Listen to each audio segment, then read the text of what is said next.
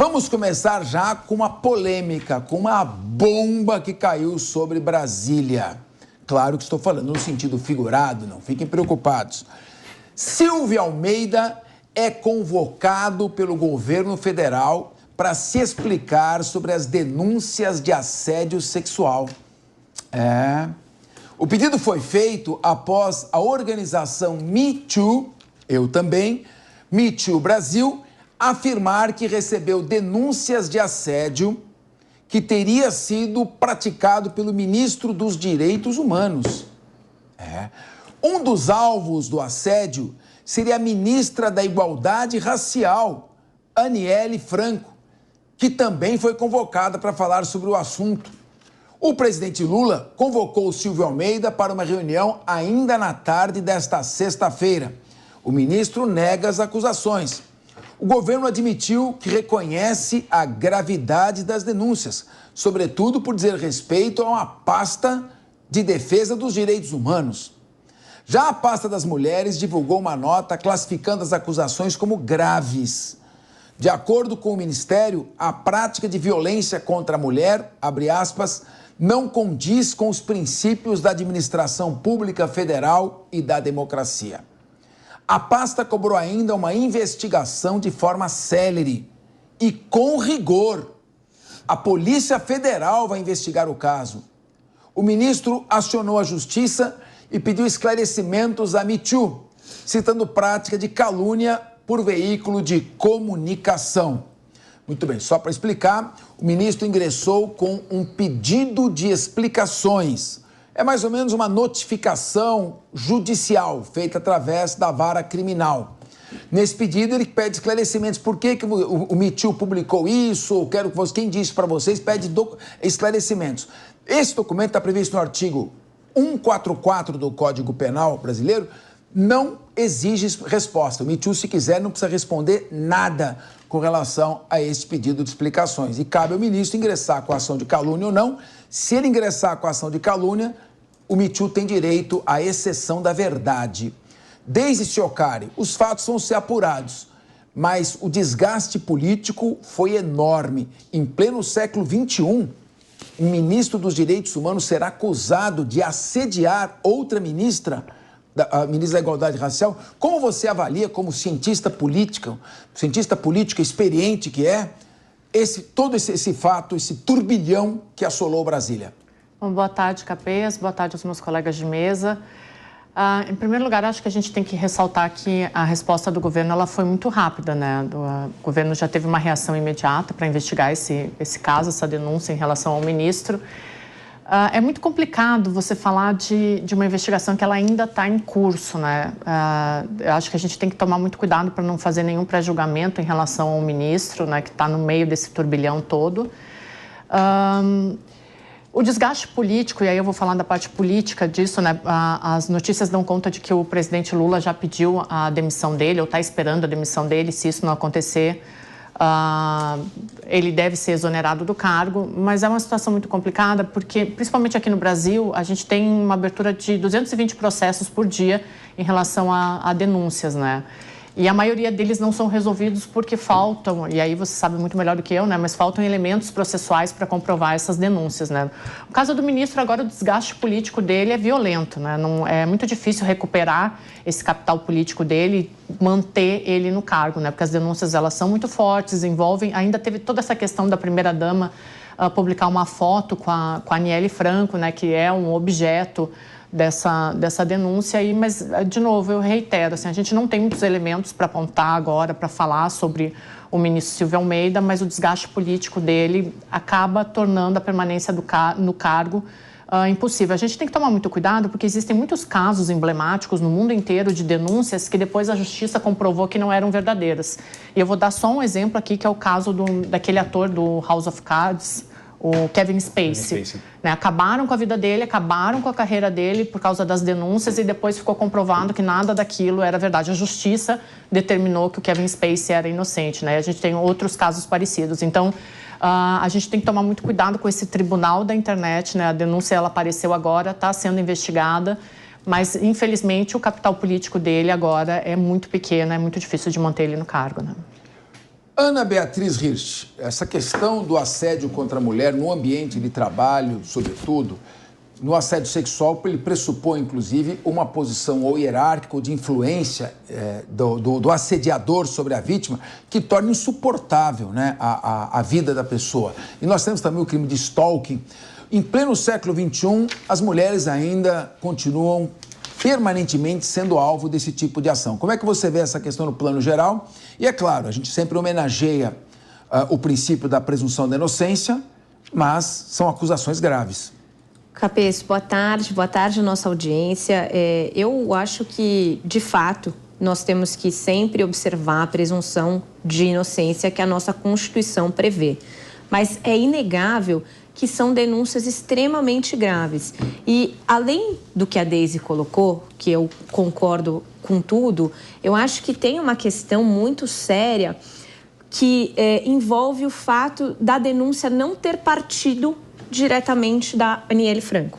Então, a gente tem duas questões. A primeira diz respeito à dificuldade que uma mulher hoje tem para fazer uma denúncia de assédio no Brasil. Se for mesmo comprovado que houve um assédio, por que a uma ministra, né, uma pessoa que deveria dar um exemplo para a sociedade, não foi capaz de ir adiante com uma denúncia? Será que ela se sentiu acuada? Será que ela sentiu que ela não ia ter o respaldo que ela precisa? Será que ela achou que isso ia desgastá-la politicamente? Então, essa é uma questão que eu acho que tem sido a menos falada nas últimas horas e que, para mim, talvez seja a mais importante, porque nós estamos diante de um caso emblemático. Mais uma vez, se for comprovado, tem-se que uma ministra não foi adiante uma denúncia de assédio ou de importunação, aí a gente não sabe exatamente qual que vai ser o tipo penal aplicado. Então, eu acho que essa é uma questão muito importante. A outra, que também tem a ver com de onde partiu esta denúncia, é que o próprio Ministério acho que é Direitos Humanos e Cidadania, né? Tá certo? O próprio Ministério soltou uma nota explicando que a Me Too, que é a organização de onde partiu essa denúncia, se envolveu numa tentativa de licitação com o Ministério nos últimos meses. Isso acabou dando errado, meio que dando a entender que este poderia ter sido o motivo pelo qual essas denúncias foram feitas. Eu sou da turma que a denúncia não importa de quem veio, se os fatos forem provados, em especial em crimes graves como esse. Agora, é de se questionar o oportunismo de uma denúncia como essa, vindo de uma organização que tinha interesses que acabaram não sendo atendidos exatamente por aquele ministério. Então, pode ser que haja aí um quê de vingança pessoal. A ver. Muito bem. Meu querido Diego Tavares, quem não está aliviando é a ministra Cida Gonçalves, que é do Ministério das Mulheres. Ela já havia chamado a atenção do presidente Lula com relação às suas piadinhas de mau gosto e comentários que muitas vezes podem ser tidos como depreciativos da mulher. E ela sendo ministra, hein? E agora, ela que é uma ativista do direito das mulheres de mais de 40 anos, ela pede uma investigação. Se teve algum interesse do Me Too, que foi, a questão é que houve uma denúncia. Essa denúncia precisa ser investigada pela Polícia Federal, porque parece que não é só a ministra Aniele Franco que fez a reclamação, se é que ela fez. Então, como você vê a questão do início de uma investigação pedida por uma ministra do governo Lula? Isso é uma crise política, não há como fugir disso. Sem dúvida, professor Capês. Boa tarde ao senhor, boa tarde, Ana, boa tarde, Deise, boa tarde a todos que nos acompanham, boa tarde para o nosso Pacheco, que daqui a pouco vai estar por aqui também. Capês, as minhas colegas aqui já deixaram muito claro, mas não é demais ressaltar. Nós estamos num Estado democrático de direito. A premissa toda desse debate é que assiste ao ministro Silvio Almeida a presunção de inocência, que assiste a todo e qualquer brasileiro que for acusado, justa ou injustamente, da prática de qualquer crime. Isso é um direito do ministro, ele tem que ter o direito de se defender, ele tem que ter o direito de provar a sua inocência. Ponto. Essa é a premissa desse debate. Nós não vamos aqui repetir o que muitos veículos de imprensa, infelizmente, fazem, que é praticar assassinato de reputação em troca de audiência. Nós aqui somos um jornalismo sério e é assim que nós vamos conduzir esse debate. Agora, é inegável que existem aí indícios muito fortes que complicam a defesa do ministro. E eu parto do principal deles, que é o silêncio da ministra Aniele Franco.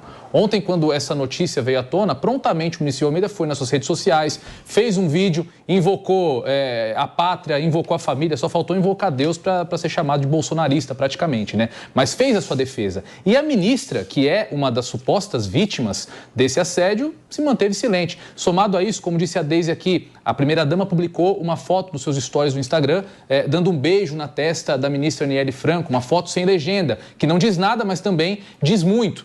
Então, são indícios que robustecem a narrativa da possível prática desse assédio por parte do ministro Silvio Almeida. Diego, seja bem, agora o que consta na internet. A organização Me Too divulgou uma nota, isso consta na internet, intitulada, abre aspas, Caso Silvio Almeida, fecha aspas. Nessa nota, afirma que a Organização de Defesa das Mulheres Vítimas de Violência Sexual, Me Too Brasil, confirmou com o consentimento das vítimas que recebeu denúncias de assédio sexual contra o ministro Silvio. Não foi uma coisa inventada dos direitos humanos. Elas foram atendidas por meio de canais de atendimento da organização e receberam acolhimento psicológico e jurídico. Então, quando houver uma investigação da Polícia Federal, essas vítimas serão ouvidas com garantia do sigilo e também provavelmente vão requisitar o acesso a esses canais pelos quais foram feitas as denúncias, quem recebeu a denúncia. Então, me parece que é algo que, infelizmente, que merece ser investigado, mas que traz indícios fortes da ocorrência dessa prática. Sem dúvida, lamentável, ninguém fica feliz com isso. E existe uma via de mão dupla, e da mesma forma como nós não podemos presumir que o ministro é culpado, como eu disse, também tem que cair por terra essa presunção de inocência que está se espalhando pelas redes sociais. Não presunção de inocência sob o aspecto jurídico desse termo, mas uma presunção de inocência da militância que já está isentando o ministro de culpa a respeito disso. Enfim, levantando teses aí a respeito de uma armação contra ele, querendo derrubar pessoas que querem derrubá-lo do cargo. Isso tem que ser investigado de forma muito séria. É muito importante a gente deixar claro que o ministro, ele é praticamente um papa da causa racial. Para quem não sabe, ele é o autor da tese do racismo estrutural, que tanto é utilizado, principalmente quando a bandeira racial é tratada, principalmente no campo da esquerda. Então, existe um interesse muito forte de preservar a imagem do ministro.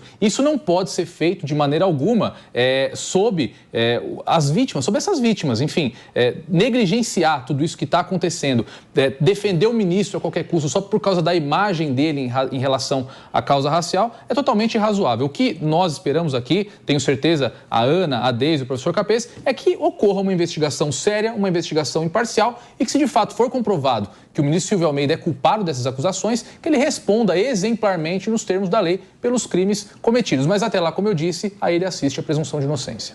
Inclusive, a doutrina faz uma mudança sutil no nome do princípio, né? Que está no artigo 5º, inciso 57 da Constituição Federal. Em vez de princípio da presunção da inocência, é estado de não culpabilidade. Ou seja, ele está num estado que ele não é culpado, porque não existe ainda uma condenação transitada e julgada. Mas a presunção da inocência é uma expressão um pouco mais forte do que o estado de não culpabilidade. Agora, eu queria que você, Deise, comentasse o seguinte. Eu acredito que esse estado de não culpabilidade deveria valer para todos. Me parece que aqui uma lente meio torta de que para uns tem presunção de inocência, para outros não tem. Então, até que ponto essa visão politizada partidariamente e muito do campo da esquerda de querer estabelecer presunção de inocência só de um lado e presunção absoluta de culpa e até difamação de outro, esse desequilíbrio, como é que você analisa sob o ponto de vista de uma cientista política experiente como você?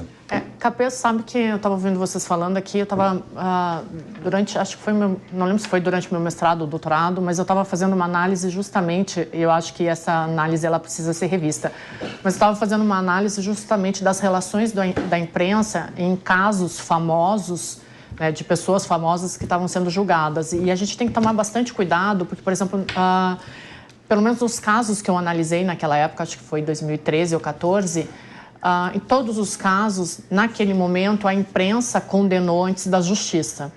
Então, a gente tem que tomar muito cuidado, inclusive, com os comentários que a gente faz, só que agora a gente tem uma outra questão que naquela época não era tão forte, que é a internet.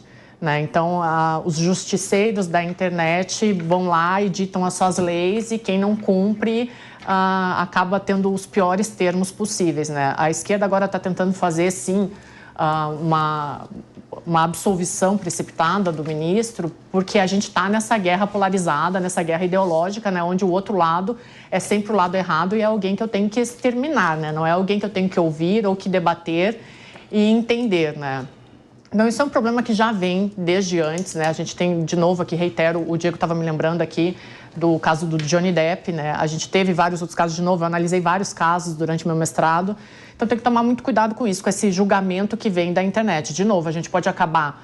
No caso do ministro, acho que o capital político dele já foi para o espaço, né? Mas a gente pode acabar também, inclusive, com a vida de uma pessoa, né? A gente tem pessoas aí que perderam tudo, que foram presas, mas tem que esperar, reitero, a justiça definir. Nenhum de nós aqui, exceto o Capês, o Diego, a Ana, que são advogados, mas nenhum de nós está envolvido diretamente nesse caso para determinar ou chancelar o que está acontecendo com o ministro. Eu acho que essa demora da Aniele em falar, não sei se ela vai falar, mas a gente sabe também que as mulheres, às vezes, elas ficam com receio, né? Porque muitas vezes a culpa volta para elas, né, Ana? Então, tem que tomar muito cuidado nesses casos. Mas aí tem um dado também, Deise, queria até ouvir a Ana sobre isso.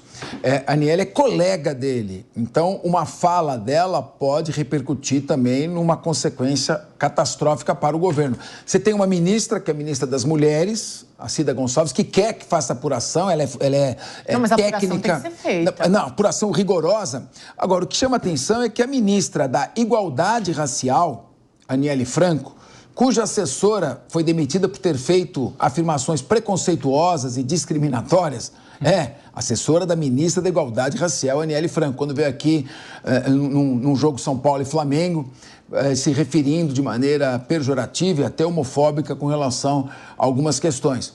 É a ministra, o que chama atenção, Ana, por que ela já não vem? O Diego Tavares viu bem isso. Por que ela não vem e nega os fatos? Este silêncio chega a ser um silêncio também, pelo menos suspeito. Capês, eu acho que o silêncio fala muito mais do que muitas palavras nesse caso. O silêncio, aliado à foto que a primeira-dama postou, aliado ao fato de que, muito embora as denúncias tenham sido feitas por uma organização e não diretamente por uma vítima, mas já pipocaram algumas outras denúncias ou algumas outras falas que, enfim, podem corroborar com essas denúncias. E eu acho que tamanha as consequências disso para o governo federal como um todo, que a ordem ali naquele primeiro momento foi: vamos chamá-los para serem ouvidos e vamos aguardar para nos manifestarmos, né? Eu acho que se a Aniele é mesmo uma vítima, existe a questão pessoal, que ela pode estar constrangida, ela pode estar com medo, ela pode estar desconfortável em ter que vir a público tratar de um tema que é extremamente delicado. E também tem a questão política, de tentar entender como reduzir os danos ao governo federal. E aí a gente tem toda uma questão ideológica. Primeiro que, assim, se for verdade tudo isso, é um disparate que nós estejamos diante de um ministro de direitos humanos, né?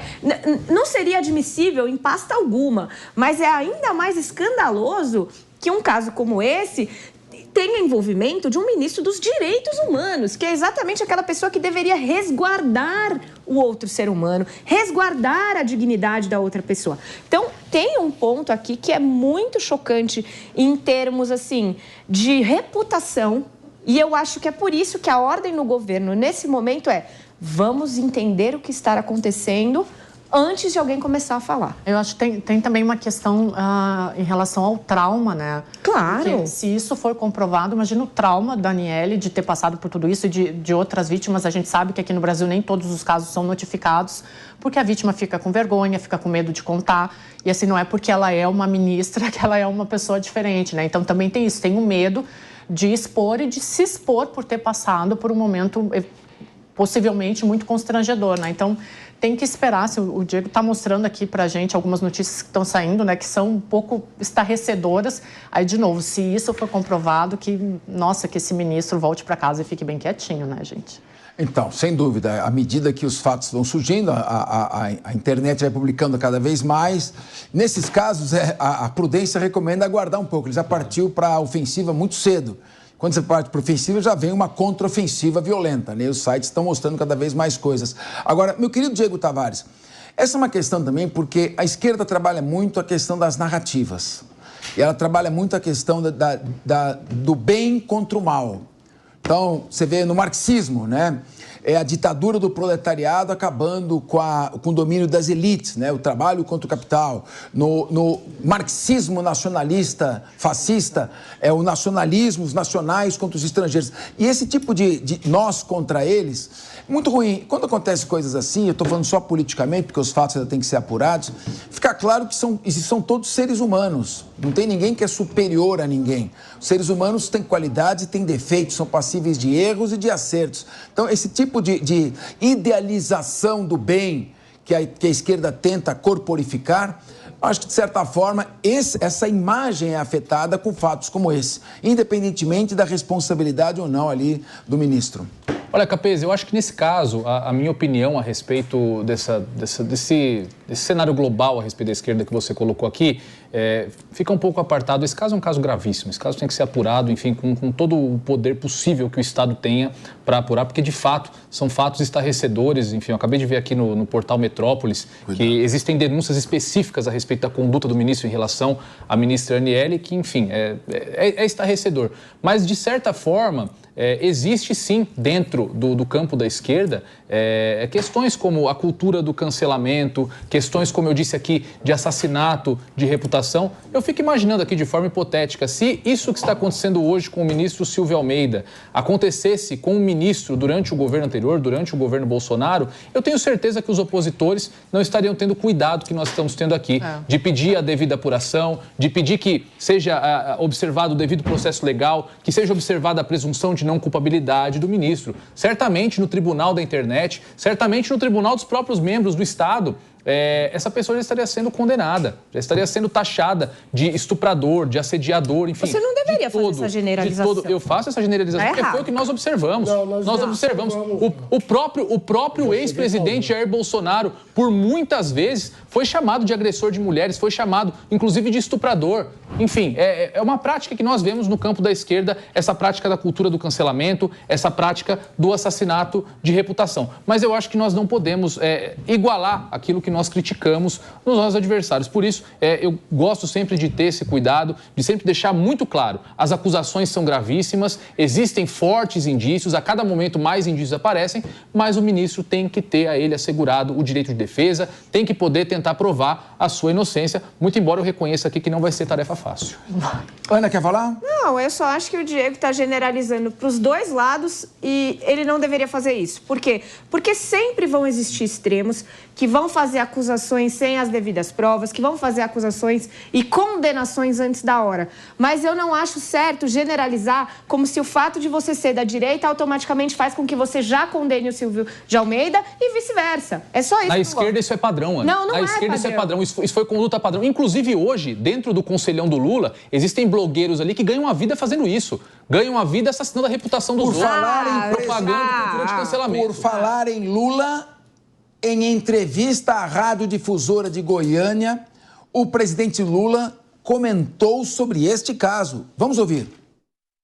Alguém que pratica assédio não vai ficar no governo. Eu só tenho que ter a seguinte senso de o bom senso aqui. É preciso que a gente permita o direito à defesa. A presunção de inocência, ele tem direito de se defender. Nós vamos colocar a Polícia Federal, o Ministério Público, a Comissão de Ética da Presidência da República para investigar.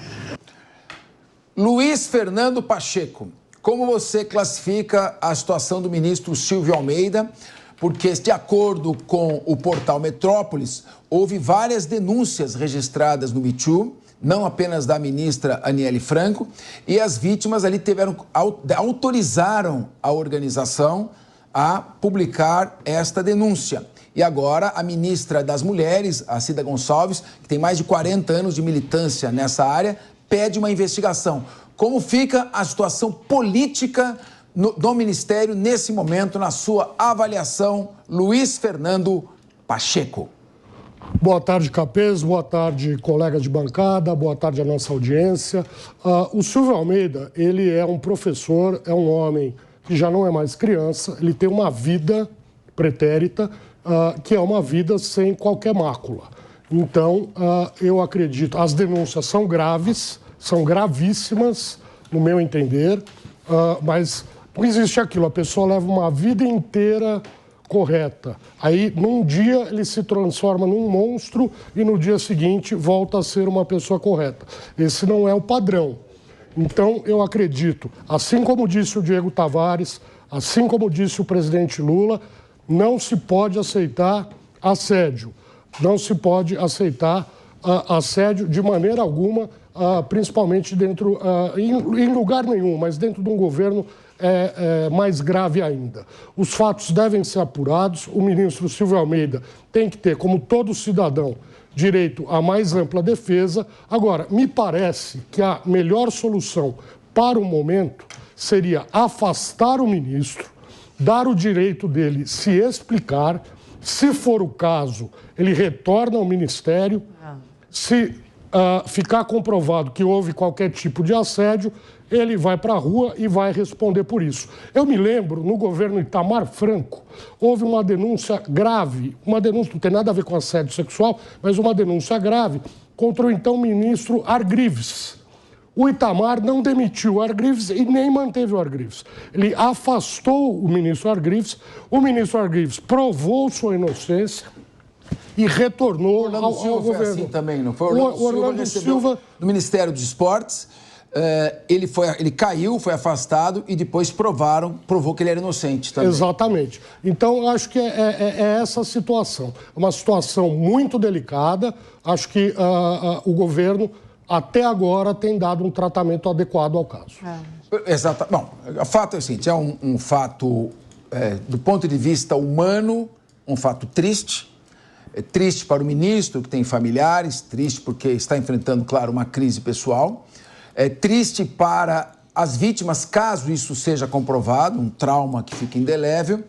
E uma crise para o governo, uma crise política para o governo, porque todos são humanos. Não há narrativa que possa dizer que um lado é o lado do bem e o outro lado é o lado do mal.